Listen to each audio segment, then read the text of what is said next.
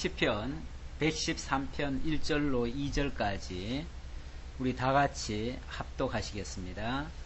할렐루야. 여호와의 종들아 찬양하라.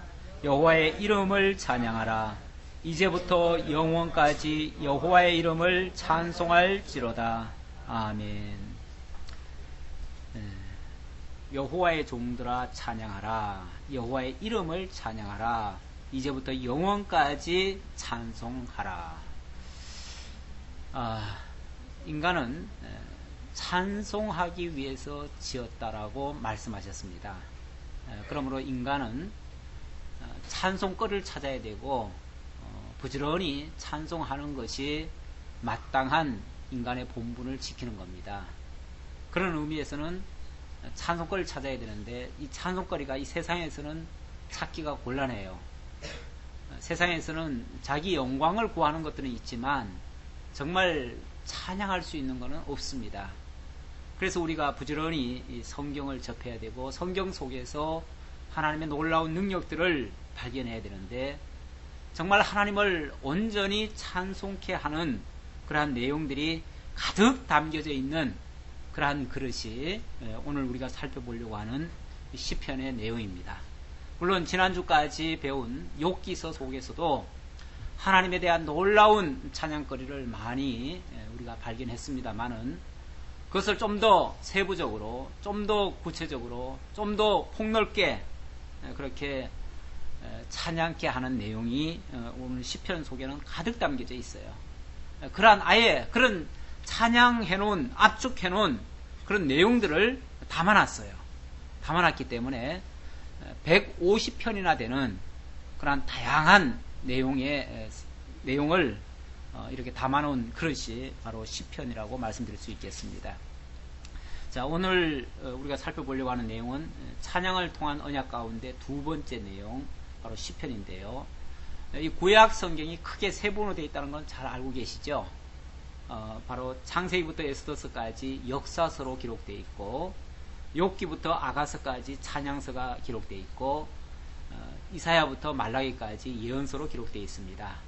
이 내용들은 전부 하나님께서 나라와 의를 언약하시고 장차 둘째 아담 예수 그리스도를 통해서 이루시겠다고 약속하신 그러한 내용 속에 그것을 보증하기 위해서 모형과 그림자적으로 또 이스라엘 역사를 세워가시는 그러한 내용이 되겠습니다. 그러한 내용 속에서 온전하신 하나님의 놀라운 능력들이 많이 나타났습니다. 하나님의 속성들이 많이 소개됐습니다. 그러한 속성들 가운데 전능하신 부분, 신실하신 부분, 주권적이신 부분, 영원하신 부분, 자비로우신 부분, 이런 것들을 각각 찬양하고 있는 내용들이 바로 찬양서가 되겠습니다. 지난주까지 배운 욥기에서는 여호와의 전능성을 노래하고 있고요. 자, 오늘부터 배울 이 시편에서는 여호와의 신실성을 찬양하고 있습니다. 그리고 다음 잠언은 주권성을 이야기하고 있고요. 전도서는 영원성, 그리고 아가서는 여호와의 자비성을 각각 찬양하고 있습니다. 이러한 찬양의 내용들은 장차 메시아로 오셔서 이 모든 하나님의 언약을 완성하실 예수 그리스도의 속성을 예언하고 있는 내용들이 되겠습니다. 자, 오늘 시편 내용은 전체가 여호와 하나님께서 메시아를 언약했으니까 언약 백성들이 그 메시아 보내주실 것을 기도하는 내용, 그리고 장차 그리스도께서 이루실 것을 모형과 그림자적으로 역사 속에서 이루셔서 그것을 깨달은 백성들이 찬양하는 그러한 찬양의 내용으로 구성되어 있습니다. 먼저 기자와 기록의 연대 조금 살펴보려고 하는데요. 본서의 내용은 대부분 다윗이 기록한 내용이 많습니다. 일부에서는 시인 아삽, 고라의 자손들, 모세, 솔로몬 이런 사람들의 기록도 조금씩 들어있는데요. 주로 이 사람들이 활동하던 시기는 주전 1000년경이고요. 이 글을 한 권으로 이렇게 묶은 사람은 학사 에스라라고 그렇게 이해하고 있습니다. 요절은 방금 우리가 같이 합독했던 시편 113편 1, 2절이고요. 이 내용을 통해서도 알 수 있듯이 우리가 왜 찬양해야 되는가, 이제부터 영원까지 우리가 찬양해야 되는 이유는 그분이 언약대로 이루신 여호와이시기 때문에 그렇습니다. 그래서 그 신실하신 여호와를 찬양하는 것이 바로 우리의 주된 내용이고 이 본서의 내용이 되겠습니다. 기록의 목적을 좀 보면요, 하나님께서 언약 자손에게 신실하신 여호와를 계시해서 경외케 하시려는데 목적이 담겨져 있습니다. 우리 내용을 좀 먼저 좀 살펴봐야 되는데요, 많은 학자들이 본서에 대해서 각각 독립된 150편의 시들의 모음집이다 이렇게 말하고 있어요. 제가 어제 이 시편을 이제 강의하기에 앞서서 일반적으로는 이 시편을 어떻게 이해하고 있는가 해서 제가 그걸 뭐라 그러죠? 주석이 갑자기 생각이 안 나네요. 주석책을 봤어요. 주석책을 봤더니 아주 재미있는 표현이 있어요. 뭐라고 표현을 해놨냐면, 이 시편은 각각 독립된 150편의 시들의 모음집이다 이렇게 얘기를 해요. 각각 독립된. 그러면서 거기에 대해서 또 부연 설명을 했는데 뭐라고 했냐면, 처음부터 끝까지 상호 완전 분리된 시들의 집합이며, 제가 지금 그대로 지금 일러드리는 겁니다. 처음부터 끝까지 상호 완전 분리된 시들의 집합이래요. 그렇기 때문에 직접적 내용 전개와 구성의 측면에서 어떤 관점에서도 완전한 연속성이 없다고 단정한다. 연속성이 없다는 거예요. 완전히 별개로 놀고 있다는 거죠. 150편이 다 다르다는 거예요. 간혹 뭐 한두 편씩은 서로 연결되는 게 있긴 있지만, 그거는 원래는 하나였는데 너무 기니까 이렇게 쪼개놓은 거다. 그래서 한 편의 시를 둘로 셋으로 나눠놓은 거는 있고, 또는 두 개, 세 개를 같이 묶어놓은 거는 있지만, 그게 무슨 연관성이 있어서가 아니라 완전히 각각 따로 노는 거다. 그러면서 또 다른 성경하고까지 비교를 하는데, 우리는 잠언 하면은 잠언은 막 여러 가지 그 교훈집을 갖다가 모아놓은 것 같잖아요. 옛날에 무슨 샘터 같이 무슨 뭐 유명한 사람들의 그 좋은 격언의 말씀 이런 것들을 다 모아놓은 것 같은 그런 거 정도로 이해를 하는데, 오히려 잠언은 그래도 연속성은 있다. 그런데 시편만큼은 연속성이 전혀 없다. 내용적 어떤 통일성이 없다는 거예요. 이렇게 말을 해놓더라고요. 그래 놓고 성경을 보기 시작하니까 뭐가 되죠? 전혀 뭐 관계없는 이야기들을 막 나열해 놓은, 그야말로 여기서는 이런 얘기, 저기서는 저런 얘기, 다 각각의 얘기, 그야말로 150가지의 이야기를 그냥 넣어놓은 이야기.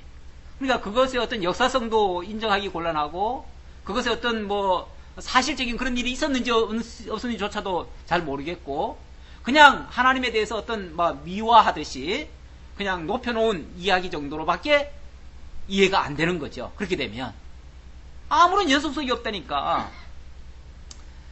자, 그래서 상호 직접적 연속성이 없으므로 심지어 제가 조금 더 읽어드릴게요. 조금 더 5권으로 분류되어 있지만, 내용적으로 들어가면 시편이 제1권, 제2권, 제3권, 제4권, 제5권 해가지고 5권으로 나눠져 있습니다. 그러니까 내용 속에 들어가면은 크게 말하면 5권이 들어있어요. 5권이 들어있으니까 5권도 사실은 달라요. 그렇죠? 그거는 이제 시대별로 묶어놓은 거예요, 사실은. 시대별로 묶어놨고, 그리고 나서는 더 이상 연속성이 없으므로 더 이상 별달리 그 내용 전개를 상술할 필요가 없다. 제가 적혀있는 그대로 얘기한 거예요.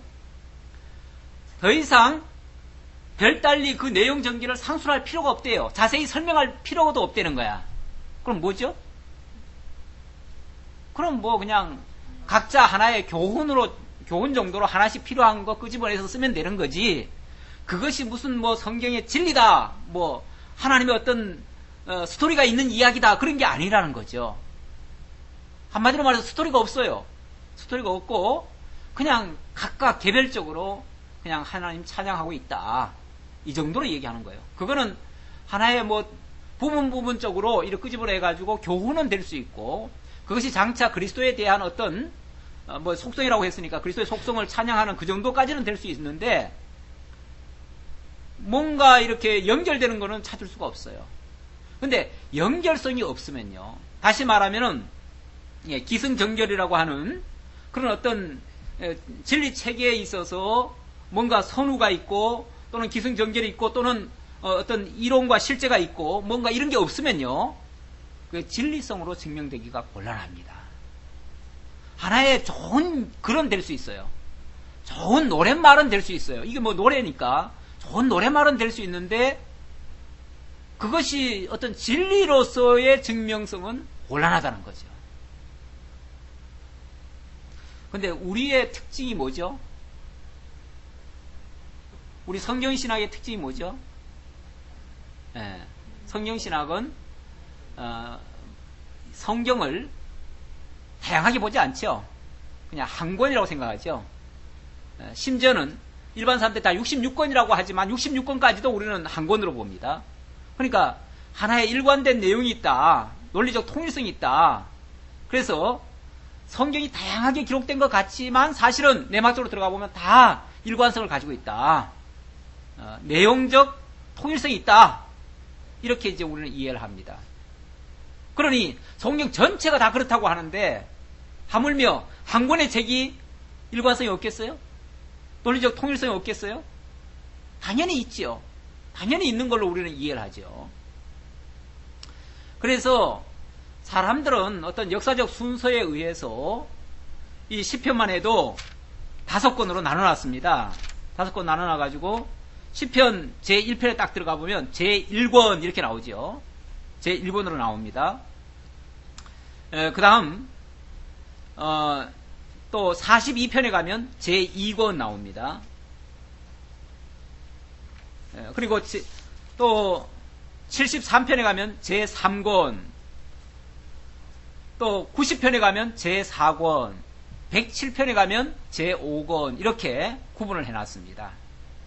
그거는 무슨 뭐 확연하게 무슨 다른 내용이 아니라 어떤 시기적으로, 역사적 어떤 순서적으로 그런 어떤 차이가 있다, 이렇게 얘기를 하는데, 사실 그거는 잘못 본 겁니다. 그렇질 않아요. 사실은 뒤죽박죽입니다. 엄밀하게 말하면 왜 그러냐면, 다윗의 시가 3장부터 나오지만, 3편부터 나오지만 저 150편 가까이까지 갔어도 나와요. 뒤에 갔어도 나와요. 그리고 뭐 모세의 얘기가 이 앞에 있어야 되는데, 만약에 그 순서대로 하면은 앞에 있어야 되는데 그게 아니고 저 뒤에 가 있어요. 90편인가 어디 가 있어요. 이런 식으로 사실은 엉뚱한 데 가 있는 거예요, 다. 그러면은 이게 그런 단순한 역사적 순서로 기록됐다고 볼 수도 있는 게 아니죠. 그렇죠? 오히려 그 성경이 거기 가 있어야 되는 이유는 거기 있어야 되는 뭐가 있는 거죠. 거기 가야만 어떤 내용의 연결성이 있는 거죠. 오히려 성령께서 내용의 일관성을 유지하고 논리적 어떤 통일성을 유지하기 위해서 그곳에다 갖다가 편집게 하신 거죠. 그렇죠? 물론 그거 편집할 때 그 사람이 그런 생각으로 했는지는 모르겠지만, 학사 에스라가 그렇게 자기 임의로 그렇게 했는지는 모르겠지만, 아니죠. 그럴 리가 없죠. 우리는 성경을 기록해 하신 분도 하나님이시고, 물론 사람의 손을 빌렸어요. 하나님이 사람의 손을 쓰셨어요. 빌렸다기보다도 손을 쓰셨어요. 그걸 이제 표현 삼아 빌렸다, 그렇게 표현도 하지요. 하나님이 천사의 손을 빌어 뭐 율법을 기록했다 그러잖아요. 그랬을 때 하나님이 무슨 천사한테 뭐 손 빌렸습니까? 그게 아니죠. 그 손을 쓰신 거죠. 천사를 통하신 거죠. 천사에게 율법을 기록하게 하신 거죠. 그래서 모세에게 준 거죠. 그 천사가 기록했다고 말하면 안 되죠. 사실은 하나님이 천사에게 기록하게 하신 거죠. 그러니까 사실은 하나님이 쓰신 거죠. 하나님이 쓰셨어요. 그래서 어떤 부분에서는 하나님이 율법을 쓰셨다라고 말씀하시고, 직접 하나님의 손으로 쓰셨다고 하고, 어디서는 천사의 손을 빌어 이렇게도 표현해요. 그게 같은 말이에요. 천사가 했더라도 하나님이 하신 거고, 뭐 이사야가 했더라도 이사야가 기록한 게 아니라 하나님이 이사야를 손으로 붓으로 쓰신 거예요. 그렇죠? 다윗을 통해서 하나님이 말씀하셨지만 다윗은 어디까지나 그냥 손 역할을 한 거예요. 거기다가 또 학사 에스라가 모았다고 해도 역시 학사 에스라도 하나님의 지금 심부름으로서 지금 이렇게 모아라 하니까 그 감동에 의해서 모은 거예요. 어쩌면 자기도 무슨 영문이 왜 거기에 모아놨는지 몰라요. 사실은 모를 수도 있어요. 그런데 결과적으로 보니까 그곳에서 빠지면 안 돼요. 그곳에 꼭 있어야 돼요. 이걸 이제 논리적 통일성으로 보는 거예요. 이렇게 보면 이제 우리가 이렇게 권별로 이해를 할 게 아니라, 물론 권별로도 이해할 필요가 있습니다.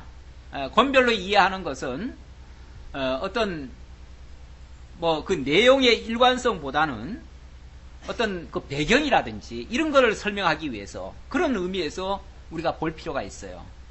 특히 제가 이제 찾아본 결과로는요, 예를 들어서 제1권 같은 경우는, 제1권, 제2권 같은 경우는 이거는 다윗이 압제를 당할 때에, 제1권 같은 경우 다윗이 압제를 당할 때 기록한 내용이 참 많아요.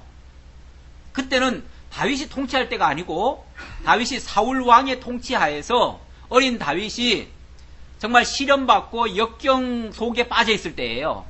그러니까 굉장히 괴로울 때죠. 그때 기록한 내용이 제1권 안에 많이 들어있어요.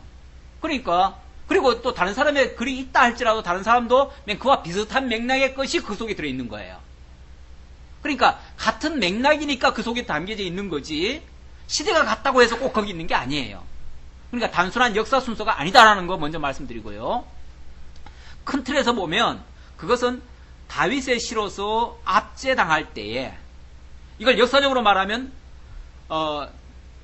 다윗이 왕이 돼가지고 이스라엘 나라를 선포했을 때 그때가 창건이라고 본다면 그 창건 이전이라고 말을 할 수 있죠.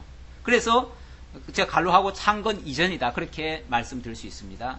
그 다음 두 번째 제2권의 내용은 통치 시의 강구입니다. 다시 말하면 다윗이 정권을 잡고 이제 백성들을 다스릴 때, 그건 창건 이후죠. 그때 내용. 근데 그때도요, 만만한 게 아니었습니다. 그때도 하나님께서 자기에게 엄청난 그런 힘을 실어 주셨지만, 그때가 사실은 어떤 면에서 다윗에게 더 큰 위험일 수도 있어요. 그때 제일 먼저 저지른 죄가 뭡니까? 밧세바 사건이죠. 밧세바 사건이고, 그 자녀들도 계속 폭동을 일으키고, 뭐 그래가지고 오히려 그때가 평탄한 시기만은 아닙니다. 오히려 다윗은 나중에도요, 자기가 고백하기를 자기 일평생이 사실은 험악했습니다. 험악했어요. 다윗은 그렇게 평화로운 시절을 못 견뎠어요. 못 지내봤어요. 맨날 전쟁하고 맨날 피 흘렸고, 그래가지고 오죽하면은 성전을 짓고 싶은데 하나님이 허락도 안 하잖아요. 네 칼에는 너무 많은 피를 흘렸다. 그래서 너의 손으로, 그 더러운 손으로 성전 지어서는 안 된다, 그 말이죠. 그 피 흘린 손으로 짓지 말아라. 그래서 너는 성전 지을 준비만 해놓고 다음 세대, 바로 평화의 왕, 살렘 왕, 그러니까 그래서 솔로몬이죠. 솔로몬이란 말이 원래 살렘에서 나온 말이에요. 그게 평강 아닙니까? 평강. 그래서 평강의 왕이에요. 그래서 그 평화로울 때 하나님께서 평화로운 왕을 이름조차 그렇게 지어가지고 나게 하시고 그때에 성전을 짓게 하신 거죠. 바로 그때의 내용이 통치시가 되겠고요. 그러다가 나라를 잃게 되잖아요. 이제 그 다음 세대에 가가지고 율법을 어기게 되고 결국 하나님을 떠나게 되잖아요. 그러니까 하나님께서 적들에게 붙여가지고 나라를 잃게 되는 그런 시점이 있잖아요. 물론 개인적으로는 다윗이 막 쫓겨다닐 때도 있지요. 왕이 된 다음에도 막 아들이 막 반역을 하고 이래가지고 막 쫓겨다니고 한때 막 나라를 잃기도 하고, 개인적으로는 그렇고 국가적으로 보면 국가가 결국은 나라가 패망을 당하고 이런 아주 어려운 상황이 있습니다. 물론 그 이전 시대에도 그렇게 아주 극한 상황일 때가 있고요. 그러니까 그런 시들이 거기에 모여져 있는 거예요. 모여져 가지고 결국 국가적 위기 상황에서의 강구하는 내용, 그때는 얼마나 절박하게 하나님 앞에 기도하겠습니까? 그러한 기도의 내용들, 그것들을 이제 모아놓은 거예요. 그런 것들이 소위 말해서 이제 멸망때에 기록한 거다 해가지고 멸망시다. 그렇게 73편부터 말씀드릴 수 있고요. 제4권은 포롯입니다. 이거는 적진에 아예 아예 적진에 유수돼가지고 죄로 말미암아 완전히 포로 잡혀가가지고 거기서 당하는 그런 고난들. 그러니까 같은 고난이고 같은 어떤 하나님 앞에 간구하는 내용 같지만은 시기적으로 보면 다른 거죠. 그렇죠? 상황적이 달라요. 상황이. 단순히 내가 죄짓을 때냐, 아니면 국가적으로 망했을 때냐, 아니면은 정말 완전히 포로 잡혀갔을 때냐, 이런 차원이 다르죠. 그러니까 그때마다 다 강구는 강구인데 내용적으로 들어가 보면 조금씩 다르다는 거죠. 자, 그런 내용이 포로시의 강구시고요. 마지막 제5권은 회복시. 자, 그런 상황 속에서 하나님이 마침내 다윗에게 약속하신 대로 내 나라를 영원히 지켜주시겠다고 말씀하시고, 그리고 그 나라를 다시 회복해 주시는 그런 내용이 나옵니다. 그러니까 당연히 찬양이 터져 나오죠. 그래서 회복시에 찬양하는 그런 내용이 107편부터 150편까지 있습니다. 자, 이거는 어디까지나 그런 어떤 그 때를 따라서 구분해 놓은 그런 방식이고요. 기왕 성경에 그렇게 제5권까지 기록이 돼 있으니까 일단 그것도 제가 잠깐 설명을 드리고, 진짜 우리는 내용의 어떤 일관성을 유지하는 것이 중요하고, 그래야 논리적 통일성이 있는 진리의 말씀이 드러나기 때문에, 그래서 온전히 하나님이 계시하고자 하는 그 본뜻이 증거되기 때문에, 그래서 우리가 성경신학적으로 이걸 다시 이 내용의 일관성을 유지하기 위한 목적으로 다시 구분을 해보면, 이제 권별이 아닙니다. 권별이 아니고 이제 논리적 순서 따라서 구분을 하면 제1절로 제3절까지 나눌 수가 있는데요. 그 가운데 첫 번째는 메시아 언약 선포시입니다. 자, 우리는 성경을 하나님의 언약과 성취라고 하는 이 구도로 성경을 이해합니다. 자, 이 구도로 이해를 하면 이 본서의 내용도 크게 말하면 한 세 분류로 나눌 수가 있어요. 첫 번째는 여호와의 언약에 대한 선포. 그 언약이라고 하는 건 일방적 아닙니까? 일방적이니까 이제 선포라고 제가 표현을 했고요. 물론 그 언약 선포가 결국 인간으로 하여금 찬양케 하는 내용이니까 시가 곧 찬양이라고 생각한다면 언약 선포 찬양 이렇게도 말씀드릴 수 있죠. 그렇게 말씀드릴 수 있지만 뭐 굳이 찬양 안 붙이더라도 이미 찬양이니까 그냥 언약 선포 시까지만 얘기를 했습니다. 자, 그 다음 두 번째는 주된 내용은 이제 메시아입니다. 그러니까 역사적 사실을 가지고 얘기를 했지만 그것이 가리키는 거는 궁극적인 가리킴은 결국 메시아라는 거죠. 그래서 구약 성경도 사실은 메시아에 대한 언약입니다. 언약이기 때문에 그래서 메시아 언약 선포시라고 얘기를 했고요.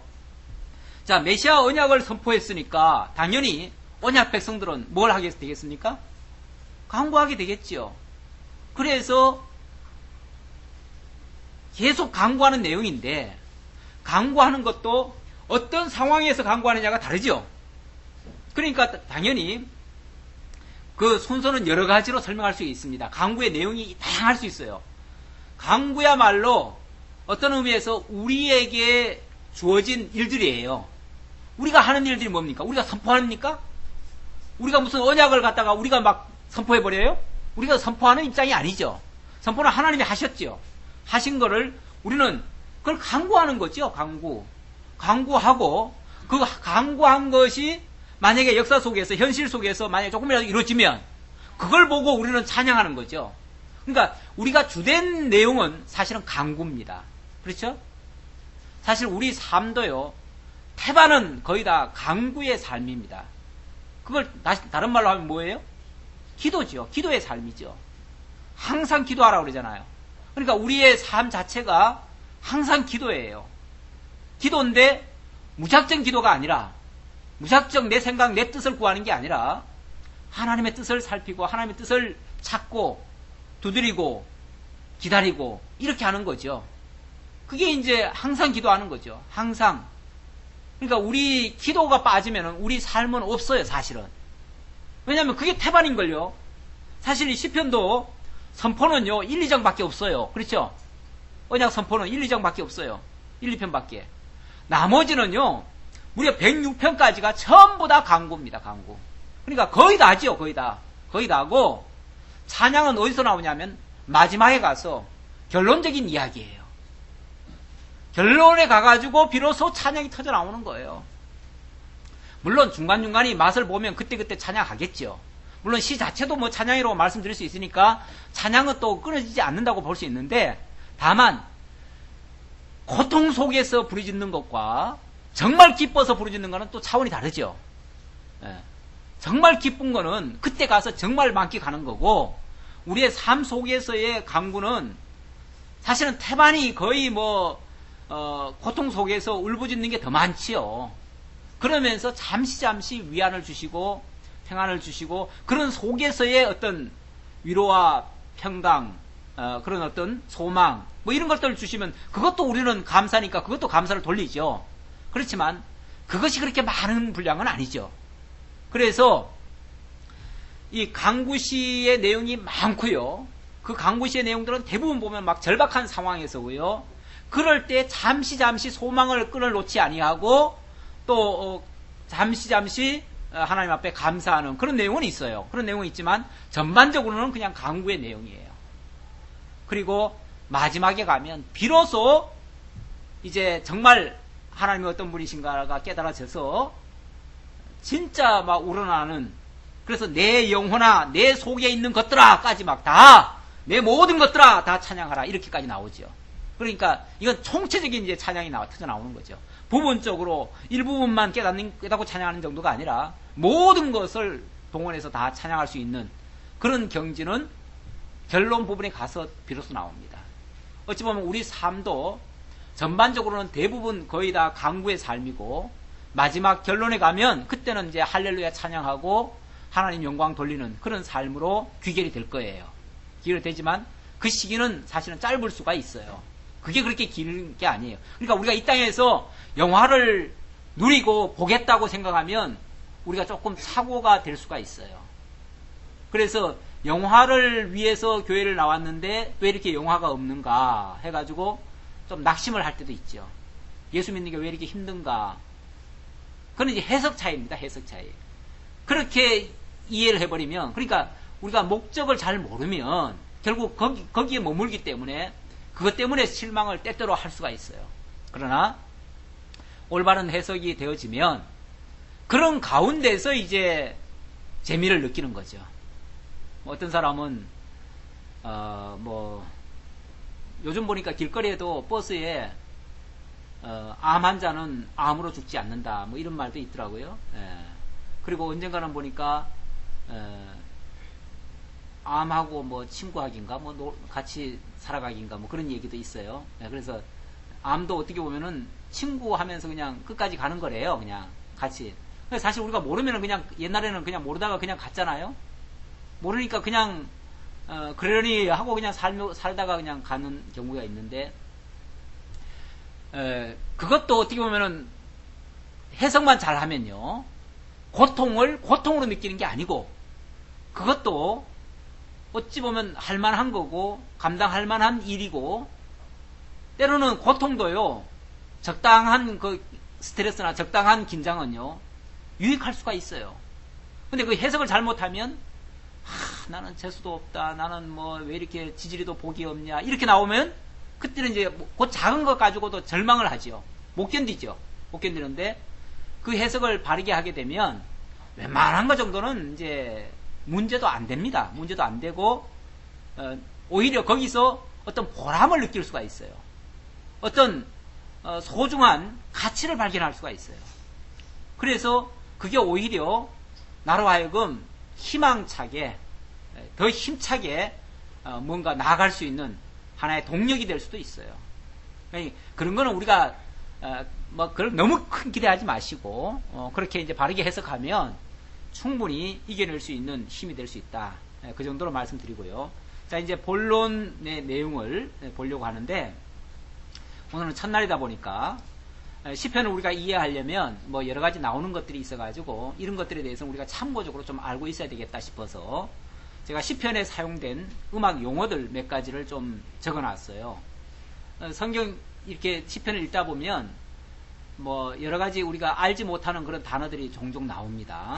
나오고 특히 그 각 편들마다 보면은 마치 무슨 이끄는 말처럼 앞에다가 뭐라고 써붙여 놓은 게 있어요.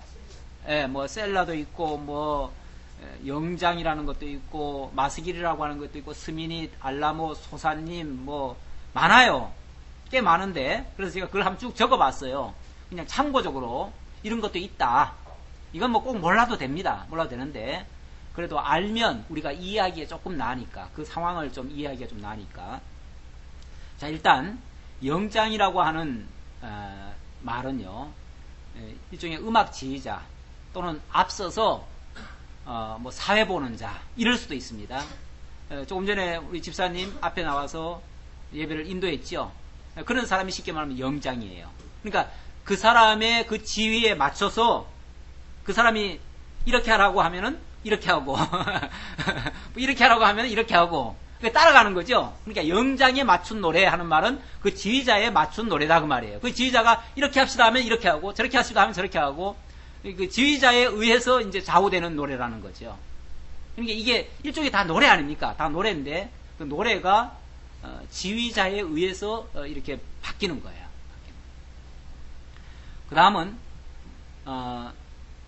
고라 자손의 마스길. 고라 자손의 마스길이라는 말이 있는데 마스길이라는 말 자체가 교훈, 묵상. 우리가 예를 들어서 묵상합시다. 제가 이제 예배 드리기 전에 묵도하겠습니다. 뭐 그렇게 얘기했죠. 그 묵도할 때에 제가 성경 말씀을 이렇게 인용을 했습니다. 그러면서 그 말씀을 가지고 제가 묵도를 했어요. 쉽게 말하면 그 얘기예요. 고라 자손이 전에 말씀했던 그 내용을 가지고 묵도를 하는 거예요. 예를 들어서. 그러면서 이제 어떤 교훈을 주기도 하고 또 묵상을 하기도 하고 조용히 이제 찬양하기 전에 그렇게 이제 시작하는 그런 내용이라는 거죠.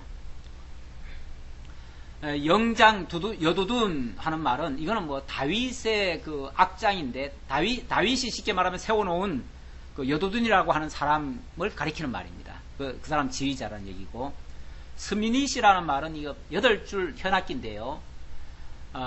이 현악기가 이 도레미파솔라시도 뭐 이런 것처럼 그게 이제 보통 그건 서양 음악에서는 7줄인데 여기는 이제 8줄 현악기고요. 이게 이제 또 다른 말로는 남성들의 음악이다. 뭐 그렇게도 얘기를 해요. 남성들의 음악이다. 그 밑에 보면은 알라못이라는 게 있는데 알라못은 이게 여성 합창곡이고 이 스미닛과 알라못은 이게 정반대래요. 정반대라서 쉽게 말하면 하나는 뭐 테너나 베이스고 하나는 뭐 소프라노 이런 식이죠. 알라못은 쉽게 말하면 소프라노 같은 그런 모습이죠. 그 다음에 기띔이라는 것은 가드에서 개발한 어떤 악기의 이름인데 그 악기에 맞춰서 부르는 노래고요. 셀라라고 하는 것은 성중들이 어느 위치에 가면은 성중들이 갑자기 합창하듯이 이렇게 높여 부르는 내용이에요. 그게 잠시 이제 쉬었다 가는 경우도 있고요. 어떤 아주 격정적일 때 잠시 이제 함께 이제 합창하고 그리고 잠시 이제 쉬어가고 이런 거죠. 이런 건데 우리식으로 말하면 뭐 우리가 요즘 이렇게 말씀 전하다 보면 아멘 하고 이제 뭐 한번 하잖아요. 뭐 일종의 그런 거나 마찬가지라고도 볼 수 있습니다. 물론 내용은 다르지만 그런 식의 셀라라고 이해할 수 있고요. 소사님 이거는 백합화곡이라고 하는데 무슨 뭐 꽃처럼 그렇게 아름답게 뭔가 표현하는 그런 노래 같아요. 그 다음에 야렛 샤할 이건 사슴 노래라고 그러는데 사슴곡조에 맞춘 노래라고 그러는데 이 사슴은 굉장히 이게 아주 역동성 있게 막 뛰어다니는 그런 음악 그런 것 같아요. 예. 우리가 정확하게는 알 수 없지만 이제 감으로서 우리가 이해할 수 있다면 그 정도로 알 수 있고요. 그 다음에 요낫 엘렘 르호김이라고 하는 것도 있는데 이건 비둘기 곡조에 맞춘 노래래요. 이건 절제된 선율. 비둘기는 어떻게 보면 좀 평화를 상징하기도 하고 상당히 어떤 절제된 그런 선율을 가리킨다고 그래요. 그 다음엔 알다스헷 이건 뭐 멸하지 말라라고 하는 뜻이라는데 이거는 완전히 어떤 소망을 끊지 말라고 하는 그런 의미로 뭘 하는 것 같아요. 상당히 어려운 상황에서 아마 하는 얘기 같은데 그 다음에는 이제 문 라벤 이거는 아들의 죽음이란 말인데 일종의 장성곡입니다. 장성곡. 사실 슬픈 노래죠. 그리고 죽음의 노래죠. 죽음의 노래는 장성곡 아닙니까? 예. 정말 죽음의, 그러니까 이런 노래들은 아마 굉장히 느리게도 부를 거예요. 마할랏이라는 말도 많은데, 이거는 슬픔 때문에라는 뜻이래요. 그러니까 이것도 일종의 상당히 좀 느리게 슬픔을 이렇게 뭔가 울먹어가면서 부르는 그런 노래일 거예요. 그러니까 이게 노래다 보니까요. 노래라고 하는 건 다 특성이 있잖아요. 그 부를 적마다의 어떤 그 감정을 갖다가 거기에 담아서 불러야 그 의미가 나옵니다. 똑같은 노래를 부르는데 어떤 사람이 부르면 막 눈물을 흘리잖아요. 근데 어떤 사람은요, 맹성맹성한 게 전혀 감동이 없어요. 그런 게 있어요. 그러니까 정말 슬픔 때문에 부르는 노래라면 그런 감정이 실려야 돼요. 그 노래 속에 사실은. 그러니까 이걸 아무것도 모르고 우리가 그냥 보면은 이게 그런 감성이 그 안에 있는지 없는지를 몰라요. 모르는데 이런 거라도 조금 알고 그 내용을 보면 이건 굉장히 슬픈 노래다라는 걸 우리가 알 수가 있죠. 그래서 이런 걸 모르고 부르는 것보다는 알고 부르는 게 훨씬 낫다는 거죠. 믹담이라는 노래가 또 꽤 많이 있는데 이거는 속죄시라고도 하고 황금시라고도 합니다. 물론 속죄와 황금은 조금 의미가 다른데 속죄시라고 하는 거는 죄사함, 용서함 받는 그런 노래입니다. 그러니까 용서함 받았을 때 어찌 보면 막 또 뜨거운 눈물이 흐르죠. 감격이 나오죠. 또 그걸 또 다른 표현으로는 황금과 같다, 가장 고귀하다, 뭐 이렇게 또 연결되는 것 같아요. 그래서 이걸 속죄시라고도 하고 황금시라고도 한다고 그래요. 그런데 어쨌든 이런 믹담이라고 하는 내용도 있다. 여기 이제 시편 앞에 그런 내용들이 담겨져 있으니까 나중에 혹시 뭐 제가 얘기를 안 하더라도 혹시 생각이 나면 이건 이런 뜻에서 불렀구나 라는 것이 짐작이 되리라 생각을 합니다. 자, 본론에 조금 들어가 볼까요? 본론에 좀 들어가면 제1절 메시아 언약 선포시입니다. 제1절 메시아 언약 선포시 1편부터 2편까지인데요. 여기서는 언약 자손으로 여호와의 신실성을 찬양하게 하시려고 열조에게 세우신 언약을 증거하는데요. 그 내용은 복 있는 자와 또 나라 세워주실 것, 이걸 얘기합니다. 제1편의 내용은 복 있는 자는 형통하게 하시고 악인은 망하게 된다고 하는 그런 내용이죠. 그래서 시편 1편에 들어가면 유명한 시 아닙니까? 이건 아마 웬만한 사람은 다 외우는 시기도 해요. 복 있는 사람은 악인의 꾀를 쫓지 아니하고 이렇게 나가죠. 그 복 있는 사람, 다른 말로 하면 뭐죠? 의인.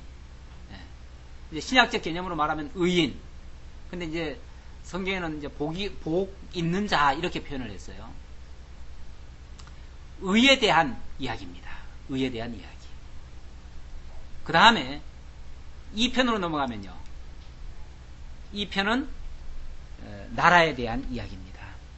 어찌하여 이방 나라들이 분노하며 민족들이 헛된 일을 꾸미는가? 이방 나라들 얘기하면서 이방 나라들이 나오는 이유는 뭐겠어요? 하나님의 나라를 갖다가 회방하려고 하는 자들의 모습이죠. 그러면서 너들이 아무리 회방나도 뭐한다? 하나님의 나라 세워진다. 왜 세워지는가? 그리스도로 메시아로 말미암아 세워진다. 그러니까 메시아로 말미암아 의로운 백성, 복인을 만들고 결국 하나님의 나라를 만든다. 이게 이제 하나님의 선언이에요. 이걸 언약하는 거예요. 자, 언약의 내용이 뭐라고요? 의인과 나라와 나라. 그래서 1편은 의인에 대한 언약시입니다. 또 2편은 나라에 대한 언약시고요. 의와 나라, 하나님의 언약 가운데 가장 핵심적인 내용 아닙니까? 마태복음 6장 33절 이하에서 너희는 무엇을 먹을까 마실까 구하지 말라. 너희는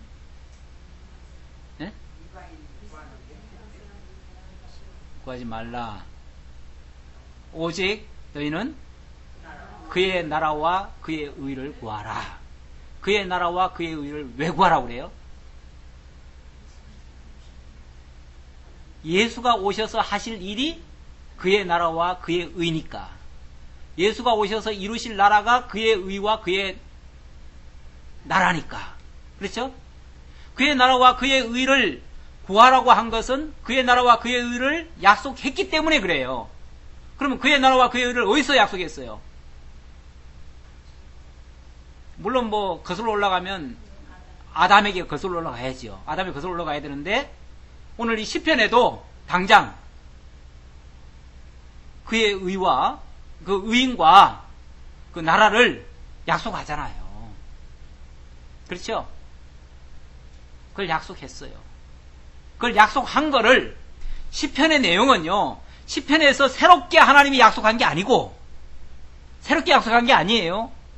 이미 하나님의 그 모세오경을 통해서 아브라함을 통해서 또는 그 이전에 벌써 아담을 통해서 이미 하나님께서 나라와 의를 약속하신 거예요. 그 약속하신 것을 깨달은 백성들이 그 약속하셨다는 걸 여기다 기록해 놓은 거죠. 노래로. 그렇죠? 그러니까 이때 약속을 한 게 아니고 이미 약속한 거를 역사 속에서 약속한 거를 지금 시편의 기자들이 그걸 깨닫고 노래로 여기다 불러놓은 거지요. 그렇죠? 그랬으니까 이거는 이미 역사 속에서 하나님이 나라와 의를 약속하셨다는 것을 증거하는 내용이에요. 그리고 그거는 찬양의 형식으로 나온 거죠. 예. 그러니까 노래할 때 이건 이제 여기에 한번 이렇게 시편으로 기록해가지고 이걸 노래로 만들어 놓으면 이게 이제 이스라엘 백성들이 예배 드릴 적마다 뭐 합니까? 이 노래 부르죠. 오늘날은 우리가 예배할 적마다 우리도 찬양 부르잖아요. 찬양할 적마다 하나님의 은혜를 기억하잖아요. 사실은 이 시편의 내용을 가지고 노래 불러야 돼요. 사실은 그게 가장 좋아요. 그런데 이게 시편의 내용들 보면은 참 좋은 내용도 많지만 어떨 때 보면은 막 고통스러운 하는 것도 있잖아요. 근데 그런 거를 기록해 놓으면 그런 걸 가지고 노래로 해 놓으면은 사람들이 노래에 감동이 없어. 그게 은혜로 다가오는 게 아니고 마치 그런 고통이 내게 다가올까봐 겁나지요. 그래가지고 거기다가 곡절을 붙여서 우리가 부르면 딱 좋겠는데 그래서 어떤 교파에서는요 실제로 이 시편만 가지고 찬양을 하는 교파들이 있어요. 실제로 있습니다. 있는데 그런 교파들은 그렇게 뭐 크게 부각이 안 돼가지고 실제로 그게 이제 잘 활성화가 안 됐죠. 활성화가 안 됐는데 성경대로 하겠다고 하시는 분들은 간혹 그렇게 하시는 분들이 있어요. 근데 그렇게 하면 좋긴 좋겠어요. 그런데 자화간 노래라고 하는 거는 우선 좀 쉬워야죠. 우선 부르기 좋아야죠. 우리가 뭐 이번에도 제가 가사 괜찮다고 수양사경의 주제곡을 만들어 갔더니 다들 부르기 싫다고 기왕이면은 그 뭐 도대체 알아야지 신난 노래 불러야지 그런 노래를 부르냐고 그러시더라고.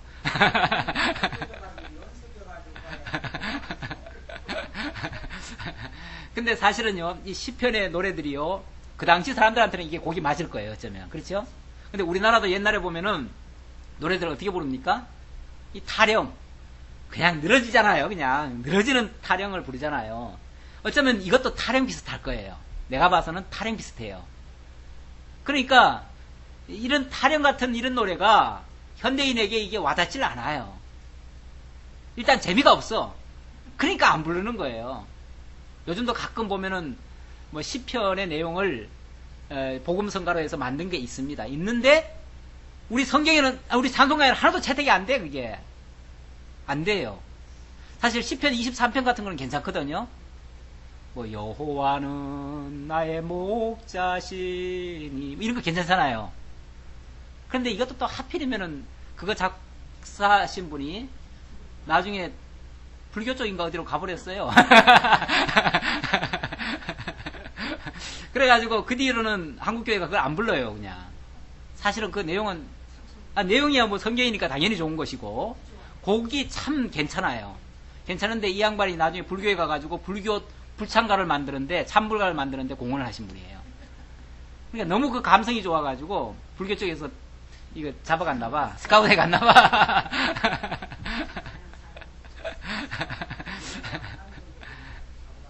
잡아갔나봐요. 마귀가 잡아갔어.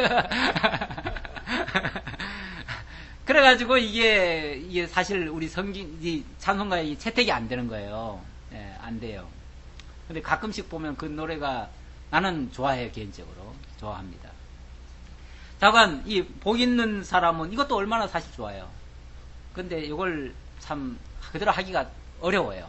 예, 그래서 안 하는데, 자, 오늘 첫 번째 시간에 하나님의 언약의 내용, 자, 언약을 하시고 그 언약을 이제 계속 구하도록 하는데, 언약의 내용은 의와 나라다. 당연히 그의 의와 그의 나라죠. 그의 의와 그의 나라니까 그 의로운 사람이 누구겠어요? 그리스도예요. 그래서 메시아 언약시 이렇게 지금 얘기를 했고요. 그 메시아 언약시의 주된 내용은 의와 나라다. 여기까지 말씀드리죠. 뭐 여기까지 말씀드리고, 자, 이 의와 나라에 대한 이야기가 그러니까 줄기차게 나올 거예요. 줄기차게 나오면서 그것을 계속 강구하는 그러한 내용으로 구성되어 있습니다. 이것이 어디까지 가냐면, 물론 이거는 언약 선포는 이제 1, 2편까지만 하고요. 그 내용을 강구하는 내용은 어디까지 가냐면 106편까지 갑니다. 106편까지. 그래서 그 메시아 언약대로 이루어 달라고 강구하는 내용. 그리고 107편부터는 마지막 150편까지는 그 언약 성취시. 물론 역사 속에서 이루어지는 것은 완전히 메시아가 다 이뤘다고 말할 수는 없지요. 그러나 그것은 메시아에 대한 예언이니까, 궁극적으로 가면 예언이니까 역사 속에서는 이스라엘 나라 회복으로 이루어지고, 그리고 그것이 이제 결국 메시아로 완성되어져 가는 그런 역사는 계속 진행될 것입니다. 자, 이런 큰 틀에서만 오늘 좀 이해를 하시고요. 다음에 이 본론에 들어가서 내부를 사사시 한번 확인해 보도록 하겠습니다. 기도하겠습니다. 아버지 하나님 감사합니다. 우리에게 주신 은혜가 너무나 큽니다. 많은 세상에 학자들이 있지만 그 학자들은 이 시편의 내용이 일관성이 없고 통일성이 없는 각양 서로 다른 그러한 시들의 모음집이라고 이해를 하고 있습니다. 그런데 저희들에게는 이 성경이 정말 하나님이 언약하시고 언약대로 이루어 가셔서 하나님이 언약을 이루시는 신실하신 여호와이심을 계시해 주시고, 그로 말미암아 우리에게 메시아를 고대하게 만들고 그 메시아를 강구하고 그 메시아를 영접하고 믿어서 영원한 생명에 이르게 하시는 생명의 말씀인 것을 다시 한번 깨달았습니다. 이 은혜를 저희에게 주시려고 이 시편을 저희들에게 열어주셨사오니 이제부터 이 말씀을 바르게 잘 이해할 수 있도록 은총을 더하여 주옵소서.